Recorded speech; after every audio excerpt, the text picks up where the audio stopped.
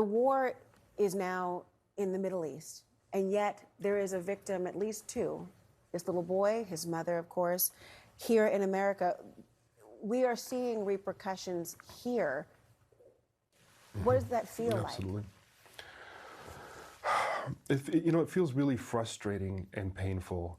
And this is a conversation we're just going to have. I mean, there is a cognitive dissonance that we're experiencing here.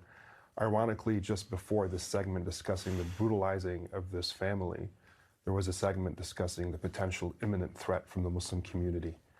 And it's reports like that this evil man was watching, and he got radicalized by the coverage of the media that has been consistently lopsided and one-sided, not unlike, frankly, what I'm seeing on CNN and other networks, statements from politicians. And this caused this man, who otherwise had been normal, he had built a treehouse for the boy, he had brought him toys, to flip, become radicalized, become a monster, and stab them to death that many times because he thought they were a threat.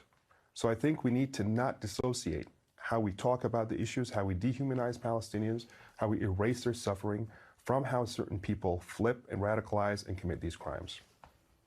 I think your point is certainly not lost on me, in particular the way that we speak about, in a detached way it might appear. I assure you that that's not how I view it. You know, we haven't had as many cases at CARE Chicago the way we're having now as we had since 9/11. I mean, these are the most number of cases we've had in terms of hate incidents, women being attacked at Burger Kings and at McDonald's and at grocery shops and at, gas stations. This incident was obviously unique in how brutal it was, but there are many incidents that we're not talking about that are happening as a result of the atmosphere that we are in. I think we can all agree that we stand against any atrocious acts against civilians, Israeli or Palestinian. Yeah. That's something that we can agree on. But as much as we can collectively condemn terrorism, we must collectively condemn war crimes, shutting off of water, electricity, food, bombing of hospitals. And I know there's all this back and forth about who did it, but we've seen many hospitals bombed before in Gaza and other places.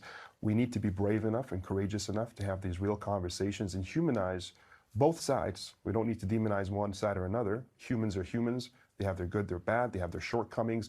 We need to have an adult conversation. We have a cartoonish atmosphere right now in which we demonize an entire population and make them ripe for the killing. You know, he hit the nail on the head in terms of how a lot of us are struggling to find ways to talk about what's happening in the Middle East and how it's being said and what the focus is, and whether it's demonization or information.